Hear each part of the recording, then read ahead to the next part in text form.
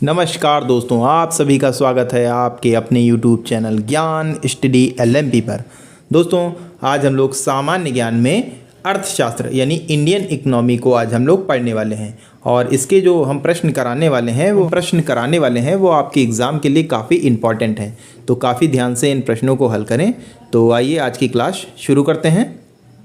Class शुरू करने से पहले अगर आप चैनल पर पहली बार आए हैं तो चैनल को सब्सक्राइब कर लें, साथ में बेल आइकन को अंडर प्रेस कर लें जिससे अगली क्लास की जानकारी आपको मिल सके। तो अब दोस्तों आइए क्लास शुरू करते हैं। आज का हमारा पहला प्रश्न है, भारतीय अर्थव्यवस्था कैसी है? ऑप्शन है आपके, ए ऑप्शन में है पूंजीवादी अर्थव्यवस्था, बी ऑप्शन में है साम्यवादी अर्थव्यवस्था, सी ऑप्शन में है स्वतंत्र अर्थव्यवस्था और डी ऑप्शन में मिश्रित अर्थव्यवस्था। तो भारतीय अर्थव्यवस्था मिश्रित अर्थव्यवस्था है। तो यहाँ पर हमारा डी ऑप्शन सही हो जाता है। डी ऑप्शन सही हो जाता है। अगला प्रश्न है, अर्थव्यवस्था का कौन सा क्षेत्र सफल राष्ट्रीय उत्पाद में सबसे अधिक योगदान है?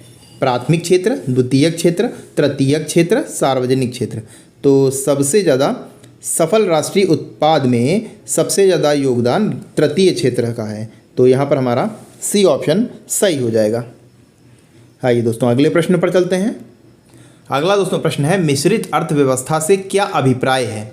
ऑप्शन है आपके, ए ऑप्शन में है अर्थव्यवस्था में कृषि और उद्योग दोनों को बढ़ावा देना, बी ऑप्शन में है सरकारी एवं निजी क्षेत्र का सह अस्तित्व, सी ऑप्शन में है अमीर एवं गरीब का सह अस्तित्व और डी ऑप्शन में है छोटे और बड़े उद्योगों का सह अस्तित्व। तो इस प्रश्न का दोस्तों सही उत्तर हो जाएगा सरकारी एवं निजी क्षेत्रों का सह अस्तित्व। तो बी ऑप्शन दोस्तों इस प्रश्न का सही हो जाता है। अगला प्रश्न है, नीति आयोग किसके सर्वेक्षण के आधार पर निर्धनता रेखा के नीचे के लोगों का आकलन करता है? ऑप्शन है आपके, ए ऑप्शन में है राष्ट्रीय नमूना सर्वेक्षण संगठन, बी ऑप्शन में है केंद्रीय सांख्यिकी संगठन, सी ऑप्शन में है भारतीय रिजर्व बैंक और डी ऑप्शन में है विश्व बैंक। तो दोस्तों इस प्रश्न का सही उत्तर हो जाएगा इसमें दोस्तों ऑप्शन ए सही हो जाएगा, राष्ट्रीय नमूना सर्वेक्षण संगठन। तो ए ऑप्शन इस प्रश्न का सही हो जाता है। अगला प्रश्न है, मानव विकास सूचकांक HDI किस अर्थशास्त्री की देन है? Adam Smith, Amartya Sen, Keynes, महबूब उल हक। तो मानव विकास सूचकांक ये दोस्तों देन है महबूब उल हक का। तो यहाँ पर हमारा डी ऑप्शन सही हो जाता है। आइए दोस्तों अगले प्रश्न पर चलते हैं। अगला दोस्तों प्रश्न है, आधुनिक अर्थशास्त्र का जनक किसे कहा जाता है? Adam Smith, John Maynard Keynes, Amartya Sen और डी ऑप्शन में माल्थस। तो ये दोस्तों देन है एडम स्मिथ की। तो यहाँ पर हमारा ए ऑप्शन सही हो जाता है। ए ऑप्शन सही हो जाता है। आधुनिक अर्थशास्त्र का जनक यानी father of modern economics Adam Smith को कहा जाता है। एडम स्मिथ ने अपनी पुस्तक wealth of nation an inquiry into the nature and causes of wealth of nation 1776 में आधुनिक अर्थव्यवस्था के मूल बिंदुओं को चिन्हित किया था। एडम स्मिथ ने इस पुस्तक में अर्थव्यवस्था के संदर्भ में आदर्श हस्त को अवधारणा भी दी। तो यहाँ पर ए ऑप्शन सही हो जाता है। अगला प्रश्न है, निम्नलिखित में से किस राज्य में औसत प्रति व्यक्ति आय सर्वाधिक है? गोवा, दिल्ली, महाराष्ट्र, गुजरात। तो यहाँ पर हमारा सही उत्तर हो जाएगा गुजरात। गुजरात में औसत प्रति व्यक्ति आय सर्वाधिक है। तो ए ऑप्शन इस प्रश्न का सही हो जाता है। आइए दोस्तों अगले प्रश्न पर चलते हैं। अगला दोस्तों प्रश्न है, निम्नलिखित में से क्या भारत में सकल घरेलू बचत में अपना सर्वाधिक योगदान देता है? घरों के परिवार, public sector, private sector, corporate और डी ऑप्शन में इनमें से कोई नहीं। तो यहाँ पर सकल घरेलू बचत में अपना सर्वाधिक योगदान घरों के परिवार से आता है। तो यहाँ पर हमारा ए ऑप्शन सही हो जाता है। अगला प्रश्न है, आर्थिक विकास के दृष्टिकोण से भारत की गिनती होती है? ऑप्शन है पिछड़े राष्ट्र के रूप में, विकसित राष्ट्र के रूप में, विकासशील राष्ट्र के रूप में, अर्ध विकसित राष्ट्र के रूप में। तो आर्थिक विकास के दृष्टिकोण से भारत की गिनती विकासशील राष्ट्र के रूप में होती है। तो सी ऑप्शन हमारा सही हो जाएगा। आइए दोस्तों अगले प्रश्न पर चलते हैं। अगला दोस्तों प्रश्न है, बंद अर्थव्यवस्था यानी क्लोज्ड इकोनॉमी वह व्यवस्था है जिसमें, ऑप्शन है आपके, मुद्रास्फीति पूर्णतः नियंत्रित होती है, बी ऑप्शन में है घाटे की वित्त व्यवस्था होती है, सी ऑप्शन में है केवल निर्यात होता है, और डी ऑप्शन में ना तो निर्यात होता है और ना आयात होता है। तो बंद अर्थव्यवस्था वह अर्थव्यवस्था है जिसमें ना तो निर्यात होता है और ना ही आयात होता है। तो डी ऑप्शन इस प्रकार हमारा सही हो जाता है। तो डी ऑप्शन हमारा सही हो जाएगा। अगला दोस्तों प्रश्न है, हरित सूचकांक किसके द्वारा विकसित किया गया था? ऑप्शन है आपके, ए ऑप्शन में है विश्व बैंक या पर्यावरणीय एवं सामाजिक सुस्थिर विकास विभाग, बी ऑप्शन में है संयुक्त राष्ट्र पर्यावरण कार्यक्रम, सी ऑप्शन में संयुक्त राष्ट्र विकास कार्यक्रम, और डी ऑप्शन में है क्योटो प्रोटोकॉल। तो इसका दोस्तों सही उत्तर हो जाएगा संयुक्त राष्ट्र पर्यावरण कार्यक्रम। ये हरित सूचकांक संयुक्त राष्ट्र पर्यावरण कार्यक्रम द्वारा विकसित किया गया था। तो बी ऑप्शन इस प्रश्न का सही हो जाता है। आइए दोस्तों अगले प्रश्न पर चलते हैं। अगला दोस्तों प्रश्न है, शुद्ध घरेलू उत्पाद एनडीपी प्राप्त किया जाता है। ऑप्शन है आपके, ए ऑप्शन में है सकल घरेलू उत्पाद में मूल्य ह्रास जोड़कर, बी ऑप्शन में है सकल राष्ट्रीय उत्पाद में मूल्य ह्रास घटाकर, सी ऑप्शन में है सकल घरेलू उत्पाद में मूल्य ह्रास घटाकर, और डी ऑप्शन में है सकल राष्ट्रीय उत्पाद में मूल्य ह्रास जोड़कर। तो इस प्रश्न का दोस्तों सही उत्तर हो जाएगा, एनडीपी प्राप्त किया जाता है सकल घरेलू उत्पाद में मूल्य ह्रास घटाकर। तो सी ऑप्शन इस प्रश्न का सही हो जाता है। सी ऑप्शन सही हो जाता है। एनडीपी बराबर जीडीपी माइनस मूल्य ह्रास, ये दोस्तों इसका फार्मूला होता है। किसी अर्थव्यवस्था के सकल घरेलू उत्पाद यानी जीडीपी में उस वर्ष के दौरान होने वाले मूल्य ह्रास को घटा देने पर शुद्ध घरेलू उत्पाद यानी एनडीपी प्राप्त होता है। भारत में मूल्य ह्रास की दर निर्धारण केंद्रीय वाणिज्य और उद्योग मंत्रालय द्वारा किया जाता है।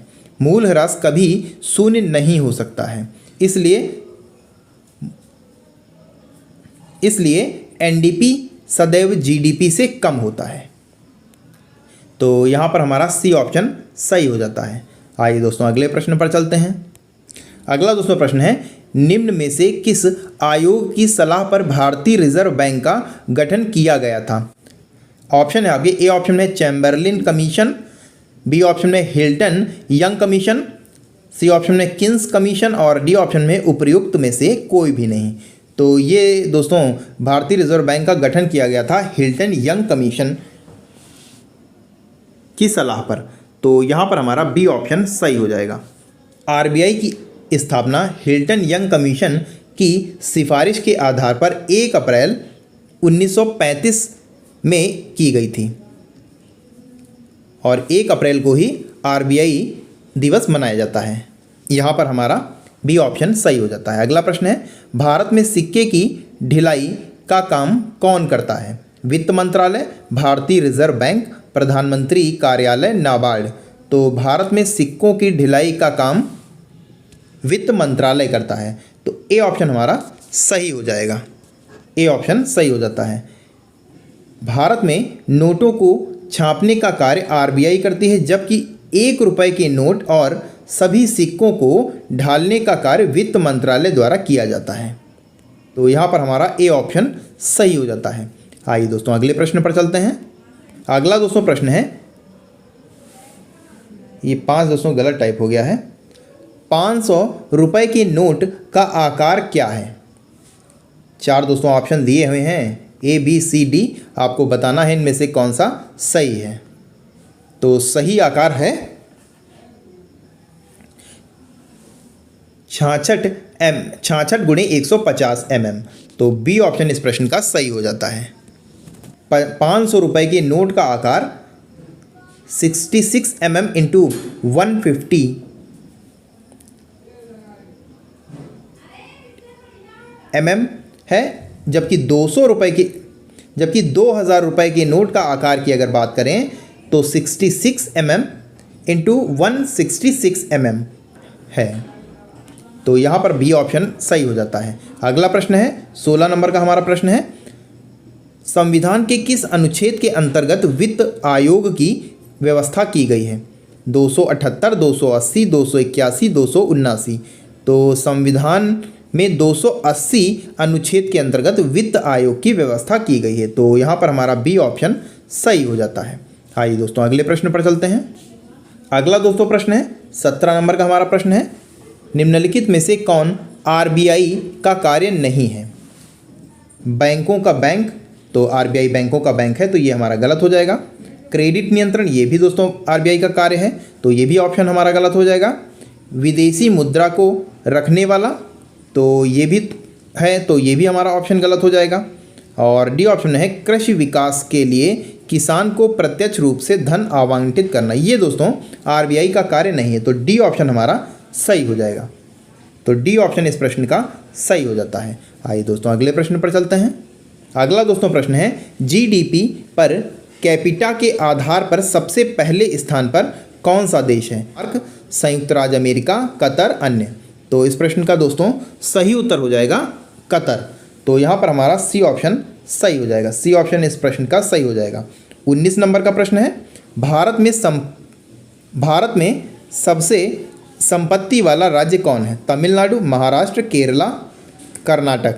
तो सबसे ज़्यादा संपत्ति वाला राज्य है महाराष्ट्र। तो यहाँ पर हमारा बी ऑप्शन सही हो जाता है। आइए दोस्तों अगले प्रश्न पर चलते हैं। अगला दोस्तों प्रश्न है और हमारा अंतिम प्रश्न है, भारतीय रिजर्व बैंक का लेखा वर्ष यानी अकाउंटिंग ईयर कब से कब तक होता है? ऑप्शन है आपके, ए ऑप्शन में है 1 जुलाई से 1 जून तक, बी ऑप्शन में है 1 अप्रैल से 30 मार्च तक, सी ऑप्शन में है 1 जुलाई से 30 जून तक, डी ऑप्शन में है 1 जनवरी से 31 दिसंबर तक। तो भारतीय रिजर्व बैंक का लेखा होता है 1 जुलाई से 30 जून तक। तो यहाँ पर हमारा सी ऑप्शन सही हो जाएगा। भारतीय रिजर्व बैंक का लेखा 1 जुलाई से 30 जून के बीच होता है, जबकि देश का वित्त वर्ष 1 अप्रैल से 30 मार्च के बीच का होता है। तो ये प्रश्न आपको ध्यान रखने वाला है। जब बात भारतीय रिजर्व बैंक की जाए तो 1 जुलाई से 30 जून हो जाएगा, और अगर देश का वित्त वर्ष की बात की जाए तो 1 अप्रैल से 30 मार्च हो जाएगी। तो यहाँ पर हमारा सी ऑप्शन सही हो जाता है। तो दोस्तों आज के लिए बस इतना ही। कैसी लगी आज की क्लास कमेंट करके ज़रूर बताएं, और अगर आपको क्लास अच्छी लगी है तो लाइक करें, और अगर किसी भी प्रश्न में आपको कोई भी डाउट हो तो कमेंट बॉक्स में आप पूछ सकते हैं। तो मिलते हैं अगली क्लास में, तब तक के लिए नमस्कार, जय हिंद, जय भारत।